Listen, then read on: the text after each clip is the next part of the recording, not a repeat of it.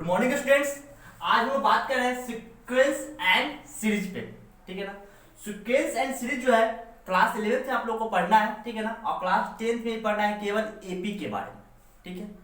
तो हम लोग बात करेंगे कि सीक्वेंस होता क्या है। पहले सीक्वेंस समझते हैं फिर सीरीज समझेंगे। तो बात करते हैं पहले सीक्वेंस पे।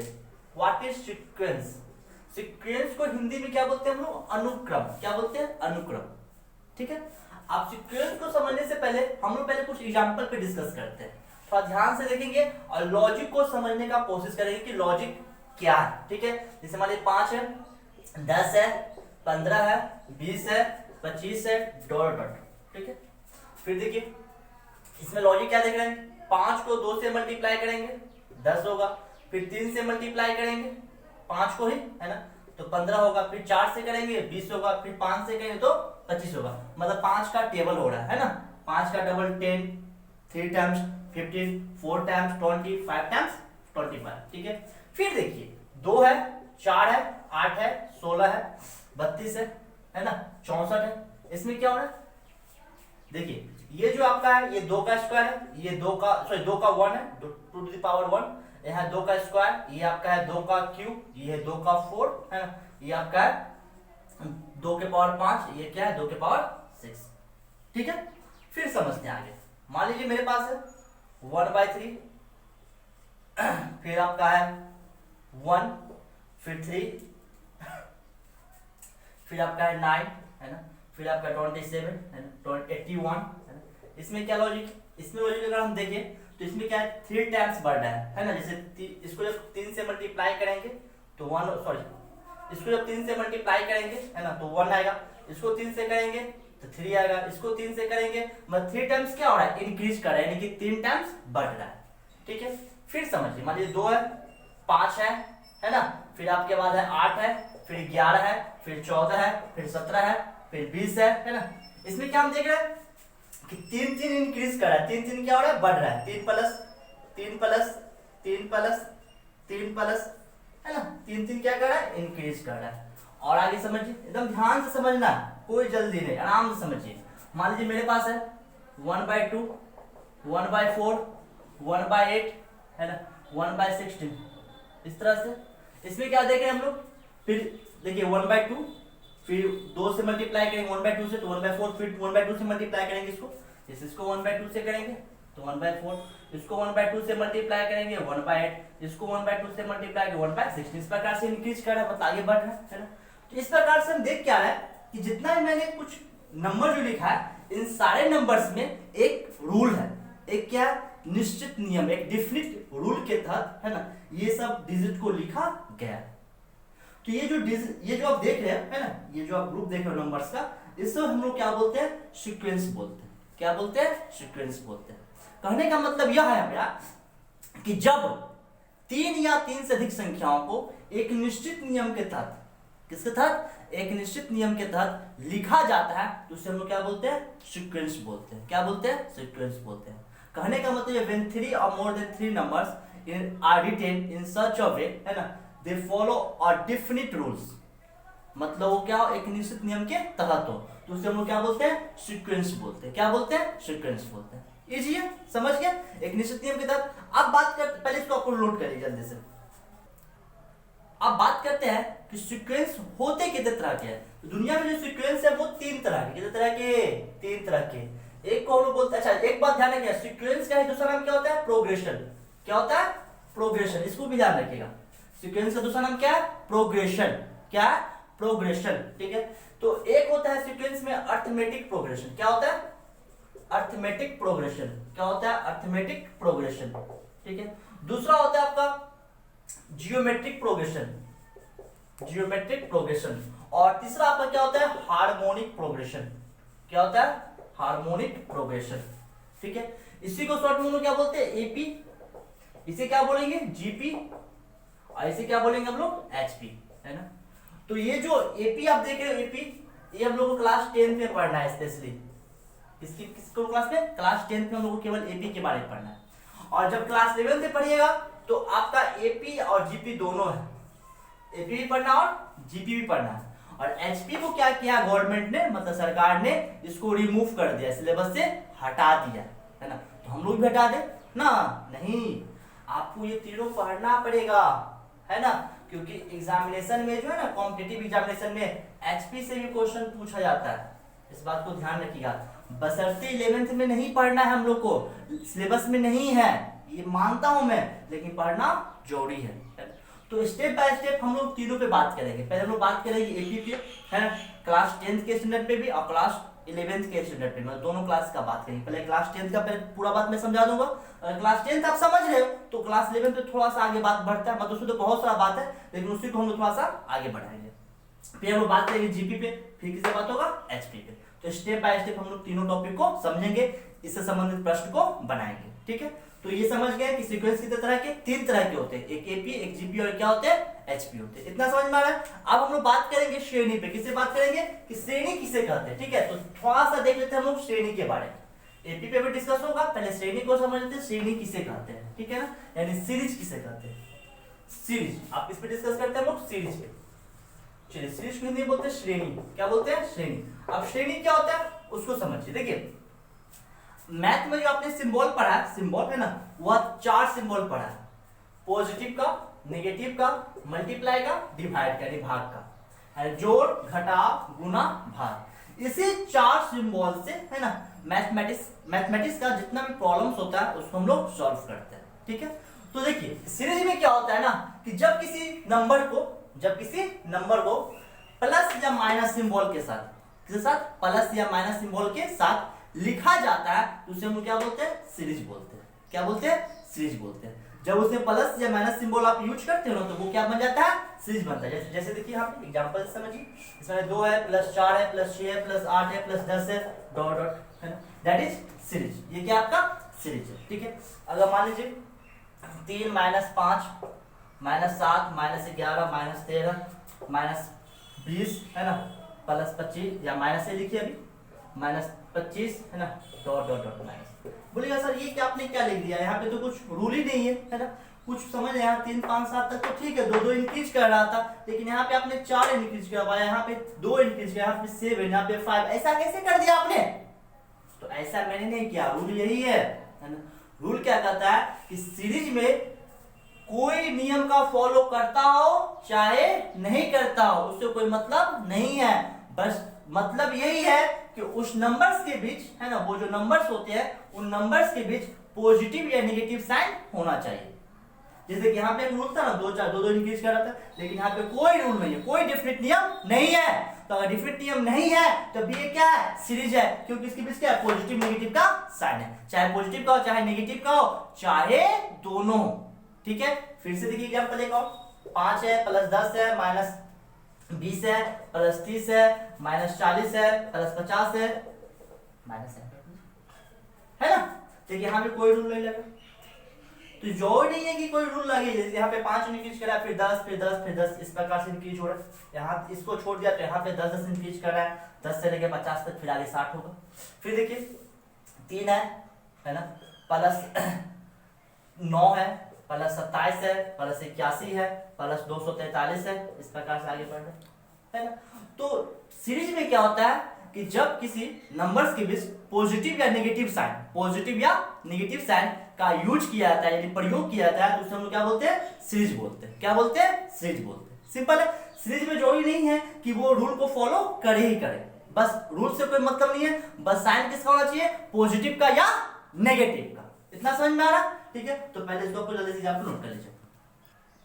तो आगे हम अब डिस्कस करते हैं पहला टॉपिक सीक्वेंस एंड सीरीज का, जिसका नाम क्या है, एपी। इसको हम क्या बोलते हैं, अरिथमेटिक प्रोग्रेशन। अरिथमेटिक प्रोग्रेशन को हिंदी में बोला जाता है समानांतर श्रेणी। समानांतर श्रेणी, ठीक है ना। तो समांतर श्रेणी को हम लोग समझते हैं क्या होता है, समांतर श्रेणी किस नंबर को बोलते हैं एपी में, हम लोग पहले उसको डिस्कस करते हैं। इसका पहले एग्जांपल हम लोग देखते हैं, ध्यान से समझेंगे आप लोग। इससे मान लीजिए 1 है, 3 है, 5 है, 7 है, 9 है, 11 है, डॉट डॉट डॉट है, ठीक है, डॉट डॉट डॉट है। फिर मान लीजिए मेरे पास है 5 है, 8 है, 11 है, 14 है, 17 है ना, 20 है, डॉट डॉट डॉट है। फिर मेरे पास मान लीजिए 10 है, 7 है, 4 है, 1 है, -2 है, -5 है, डॉट डॉट डॉट है। फिर मान लीजिए मेरे पास है, आप लोग भी बोल सकते हो, आपके पास बहुत सारा एग्जाम्पल होगा, लेकिन मैं सुनूंगा नहीं, ठीक है। 3 है, 5 है ना, मान लीजिए 3 है, यहाँ पे 7 में लेता हूँ, यहाँ पे 11 लेता हूँ, यहाँ पे 15 लेता हूँ, मैं यहाँ पे 19 लेता हूँ, है ना। अब मन में सोच लो, बहुत सा एग्जाम्पल होगा, कुछ लॉजिक पता चल रहा है यहाँ पे। लॉजिक को पकड़िए आप, मेन है लॉजिक। देखिए इसमें क्या हो रहा है, 2 इंक्रीज कर रहा है, एक है 2 जोड़ेंगे 3, फिर 5, फिर 7, फिर 2 बढ़ रहा है, इसमें 3 बढ़ रहा है, इसमें कितना बढ़ रहा है, जल्दी बोलिए।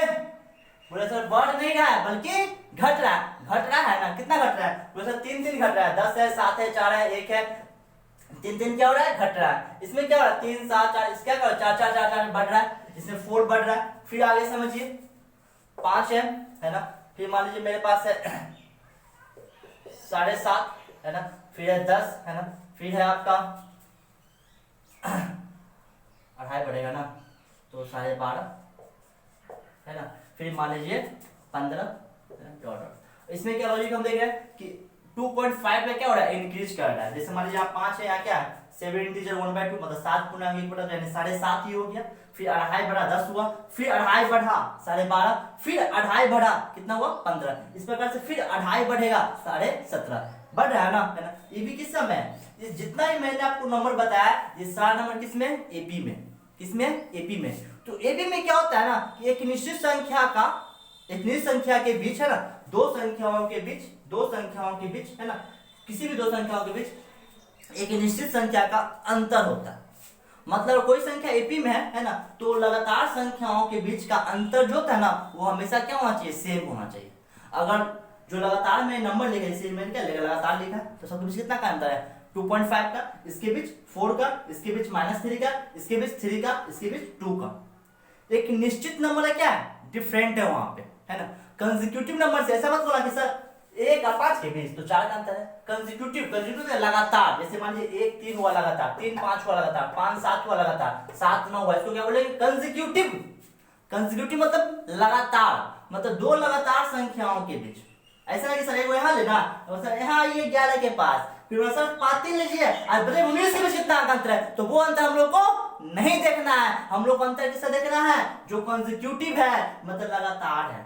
एपी का नियम है कि दो लगातार संख्याओं के बीच का अंतर हमेशा क्या होना चाहिए, सेम होना चाहिए, समान होना चाहिए। तो ये जो इतना ही मैंने एग्जांपल बताया, ये सब क्या एक पार्टिकुलर एग्जांपल मैंने बताया। क्या बताया, पार्टिकुलर एग्जांपल। ये सब क्या आपका पार्टिकुलर एग्जांपल है। हम लोग इसके लेते हैं common example, sorry general example, जिसको बोलते हैं ए प्लस डी है ना, ए प्लस 2d, ए प्लस 3d, ए प्लस 4d है ना, डॉट डॉट डॉट। इसमें देखिए डी क्या हो रहा है, इंक्रीज कर रहा है। ये क्या आपका जनरल एग्जांपल है, क्या है, जनरल एग्जांपल। तो एपी समझ में आया आप लोगों को।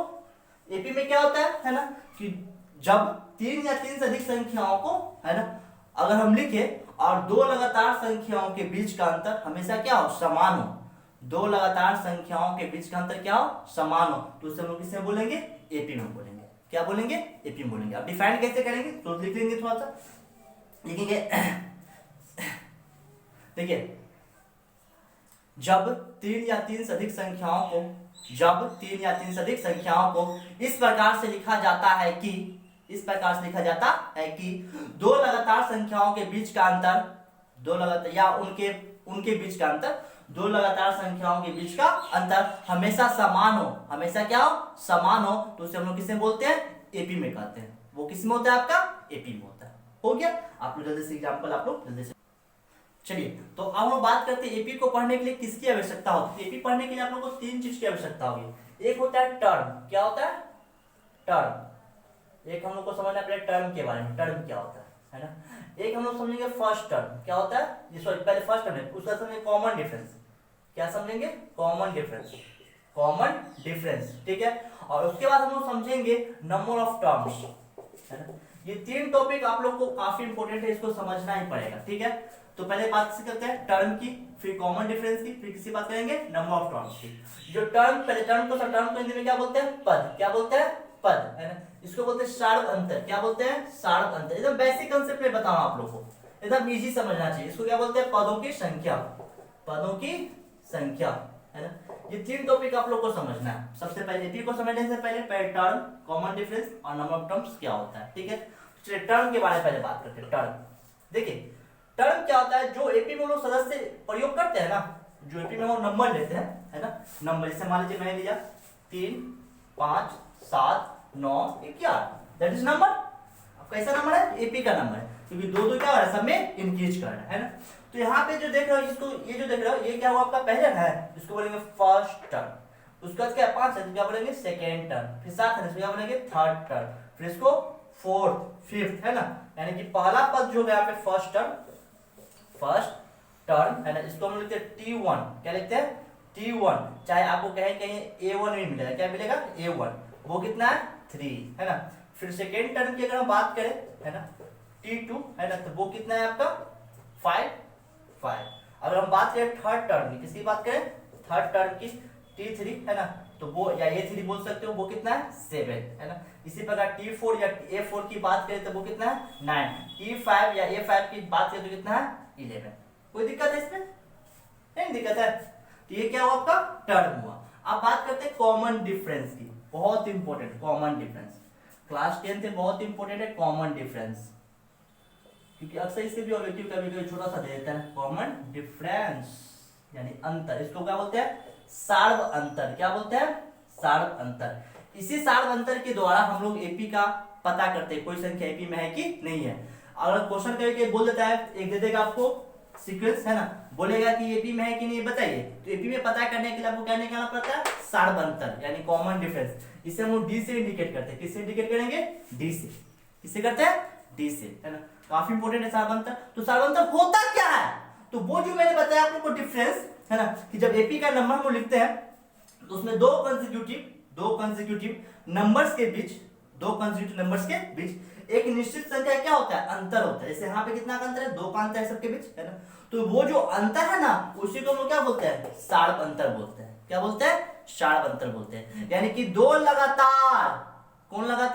दो लगातार एपी संख्याओं के बीच का जो अंतर होता है उसी को क्या बोलते हैं हम लोग सार्व अंतर बोलते हैं। क्या बोलते हैं सार्व अंतर बोलते हैं। फिर से सुनेंगे एक बार, दो लगातार का मतलब मैंने बताया था 3 5 लगातार हुआ, 5 7 लगातार हुआ, 7 9 लगातार हुआ, 9 11 क्या हुआ लगातार। दो लगातार एपी संख्याओं के बीच का जो अंतर होता है उसी को क्या बोलते हैं सार्व अंतर बोलते हैं। इसे हम लोग किससे इंडिकेट करेंगे डी से। अब ये निकालते हैं कैसे उसको भी समझते हैं। जैसे मान लीजिए 5 है 8 है 11 है 14 है 17 है ना, ये नंबर है ना। अब यहाँ पे सार्व अंतर निकालना है, तो सार्व अंतर में क्या करना है आपको हमेशा कि आगे वाले टर्म में से पीछे वाले टर्म को घटा देते हैं। मतलब आगे वाले में से पीछे वाले को घटा दीजिए। तो आगे कितना 8 है ना, तो 8 माइनस 5 कितना आएगा 3। फिर यहाँ पे निकालेंगे सार्व अंतर, तो 11 माइनस 8 यानी कितना होगा 3। फिर यहाँ निकालेंगे तो 14 माइनस 11 कितना होगा 3। यानी सभी जगह क्या सार्व अंतर सेम है ना। अगर सार्व अंतर सेम आ रहा है तो वो किस में होगा एपी में होगा। इसके लिए कॉमन फॉर्मूला बनाया गया। जैसे मान लीजिए क्या है T1, ये क्या है T2, ये क्या है T3, ये क्या है T4, ये क्या है T5, इस प्रकार से ना। तो डी निकालने का फॉर्मूला क्या होता है T2 माइनस T1, फिर T3 माइनस T2, एक ही बात है ना। T3 माइनस T2, फिर क्या है T4 माइनस T3, समझ में पता रहा। फिर T5 माइनस हाँ, तो मैं बता रहा था आप लोग को अगर डी निकालना तो ये करेंगे, अगर T5 है तो T5 माइनस T4 हो गया। इस प्रकार से आगे भी होगा, है ना। यानी कि डी निकालने का अगर जनरल फॉर्मूला देखा जाए, सामान्य सूत्र जिसको हम लोग बोलते हैं कॉमन फॉर्मूला साधारण भाषाओं में, तो क्या आगे वाला माइनस पीछे वाला, ये हो रहा है आगे को पीछे से घटा रहा है। यानी कि डी इक्वल टू क्या होता है आगे वाला है ना, आगे वाला है ना घटाओ पीछे वाला। कौन वाला पीछे वाला, यानी आगे वाला घटाओ पीछे वाला। जब भी डी निकालना हो तो कुछ नहीं करना, आगे वाला टर्म में से पिछले टर्म को घटा दीजिए, डी आपका निकल गया। तो दो बात हम लोग समझ गए। अब बात करते हैं नंबर ऑफ टर्म्स की, कि नंबर ऑफ टर्म्स क्या होता है। देखिए पदों की संख्या, किस पे डिस्कस करते हैं हम लोग पदों की संख्या पे। कि पदों की संख्या हम लोग कहते हैं किसको, क्या होता है पदों की संख्या, उस पर थोड़ा डिस्कस कर लेते हैं हम लोग पदों की संख्या पे। चलिए देखिए, जैसे मान लीजिए कोई एपी मैंने लिया है ना, पहली बात ये समझ लीजिए पदों की संख्या को हम लोग n से इंडिकेट करते हैं। किससे करते हैं n से, यानी कि स्मॉल n से इंडिकेट करते हैं। जैसे मान लीजिए यहाँ पे है मेरा है ना 1 4 है ना 7 10 13 16, ये आपका ठीक है ना। तो यहाँ पे पदों की संख्या जो है ये क्या है पहला टर्म हुआ, तो ये हुआ n का मान। अगर इसके लिए बात करें तो n का मान 1, इसके लिए अगर बात करें तो n का मान 2, इसके लिए बात करें तो n का मान 3, इसके लिए बात करें तो n का मान 4, इसके लिए बात करें तो n का मान 5, इसके लिए बात करें तो n का मान 6। मतलब जो पद पूछे, जैसे बोले फर्स्ट पहला पद n का मान 1 लेंगे, क्वेश्चन बोलता है सेकंड टर्म n का मान 2 लेंगे, क्वेश्चन का थर्ड टर्म n का मान क्या लेंगे 3 लेंगे, है ना। ये जब क्वेश्चन बनाएंगे तो सब वहां पे यूज होगा। अभी मैं सिर्फ आपको समझा रहा हूँ कि क्या क्या हम लोग को डिस्कस करना है इसमें। तो ये पद भी समझ के पदों की संख्या को हम लोग n से इंडिकेट करते हैं। अब इन सारी बातों को हम एक जनरल एग्जांपल में इंप्लीमेंट करते हैं, इसको देखते हैं उसमें डाल के कि क्या होता है, कैसे उसको हम समझें आसानी से। जैसे मान लीजिए मैंने जनरल एग्जांपल जो बताया था उसमें क्या बताया था आप लोग को कि किसी भी एपी का जो जनरल एग्जांपल होता है ना, वो क्या होता है, ए होता है, ए प्लस डी होता है, ए प्लस 2d होता है, और क्या होता है आपका, है ना, a प्लस 3d होता है, a प्लस 4d होता है, यही ना होता है। किसी एपी का जनरल एग्जांपल आपका यही है ना। तो ये क्या आपका फर्स्ट टर्म यानी t1 बोलिए चाहे आप a1 बोलिए, वो क्या है a है। फिर t2 बोलिए चाहे a2 बोलिए, वो क्या आपका a प्लस d है। t3 बोलिए या आप a3 बोलिए, वो क्या आपका a प्लस 2d। t4 बोलिए, है ना, या आप a4 बोलिए, है ना। कौन करेना, first term, second term, third term, that is fourth term, a plus 3d। अगर t5 की अगर बात करते हैं या a5 की बात करते हैं तो वो क्या आपका a प्लस 4d, है ना। अगर हम बात करते हैं t6 की, है ना, या a6 की, that is a plus 5d। कोई दिक्कत, है ना। उसी प्रकार आगे भी हम निकाल सकते हैं, है ना। ये समझ में आ रहा। तो अब यहाँ पे d की बात करें तो देखिए d के लिए मैंने क्या बताया था, t2 माइनस t1 बताया था ना। अब यहाँ पे इंप्लीमेंट करते हैं, इसको लगाते हैं यहाँ पे, t2 कितना है प्लस d है ना, तो a प्लस d अब माइनस a से कैंसिल होगा, क्या है d आया कि नहीं यार, cd कॉमन डिफरेंस याद कीजिए। फिर अगर cd आगे निकालेंगे, जैसे मान लीजिए यहाँ पे निकालते हैं t3 माइनस t2, है ना, t3 कितना है a प्लस 2d, अब माइनस a प्लस d है ना, तो माइनस d होगा माइनस d होगा, a से कैंसिल 2d माइनस d कितना बचेगा d।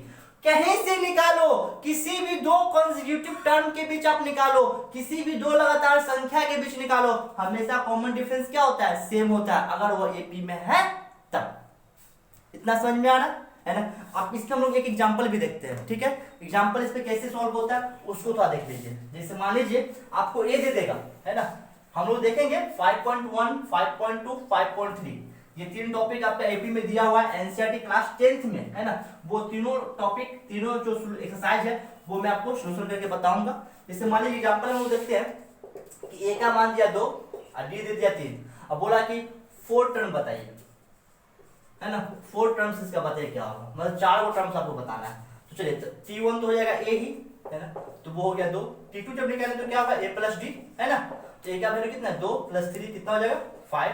अगर t3 की बात करें हमसे, है ना, तो वो क्या होगा a प्लस 2d, है ना, तो a का वैल्यू 2 प्लस 2 d का वैल्यू क्या, 3 का 6 8, है ना। फिर अगर हम बात करें t4 की, 4 टर्म्स होना है a प्लस 3d, a का वैल्यू कितना 2 प्लस 3 इंटू 3, 3 3 9 कितना होगा 11, that is 4 terms in AP. अगर हम देखें तो वो क्या है 2 है, फिर क्या 5 है, फिर क्या 8 है, फिर क्या 11। कोई दिक्कत नहीं, है ना। पहले आपको इसको जल्दी से नोट कर लीजिए एग्जांपल। एक एग्जांपल हम लोग और देखते हैं। अगर मान लीजिए tn आपको दे रहा है ना, tn दे रहा है कि tn जो है ना 2n प्लस 3 है, किसी एपी का जो टर्म्स है ना nth टर्म मतलब nवा पद, वो क्या है tn equal to 2n plus 3 है।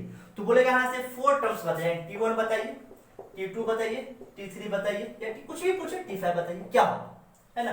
तो t1 बोला ना, तो n का मान 1 लेंगे, t1 जहां जहां n है वहां 1 रखिए, 2 into 1 प्लस 3, 2 एकम 2 प्लस 3 कितना होगा 5। फिर t2 निकालेंगे, 2 गुना 2 प्लस 3, 2 गुना 4 3 7। फिर t3 निकालेंगे हम लोग, 2 गुना 3 प्लस 3, 3 गुना 6 तो कितना होगा 9। फिर t5 पूछा है, t5 निकालेंगे 2 into 5 प्लस 3, जहां है ना वहां पे जो वैल्यू दिया है वो पुट कर लीजिए, ठीक है। तो 5 9 10 3 13, ठीक है। इस प्रकार से आप कॉमन जो क्वेश्चन होता है एपी का बेसिक क्वेश्चन, वो आप लोग आसानी से समझ सकते हैं। तो इस वीडियो में हमने बात क्या किया, सीक्वेंस सीरीज के बारे में, फिर मैंने आपको एपी का बेसिक कंसेप्ट समझाया, बहुत ही बेसिक कंसेप्ट जो बच्चे को जानना चाहिए। अगर ये सब समझ लिया ना, तो जब मैं आगे आपको बताऊंगा nth टर्म के बारे में, nth टर्म कैसे निकालते हैं, sum up to n term, वो मैं बताऊंगा, इसको मैं प्रूव भी करूंगा, sum up to n terms, है ना। उसके बाद इन दोनों टॉपिक पे हम लोग क्वेश्चन भी सॉल्व करेंगे, आसानी से सॉल्व करेंगे, आपसे सॉल्व भी होगा, ठीक है ना। तो आशा करता हूं आप लोगों को सीक्वेंस सीरीज अच्छा से समझ में आ चुका है, ठीक है ना। अगला वीडियो हम लोग बनाएंगे nth टर्म पे, sum up to nth terms, ठीक है। धन्यवाद।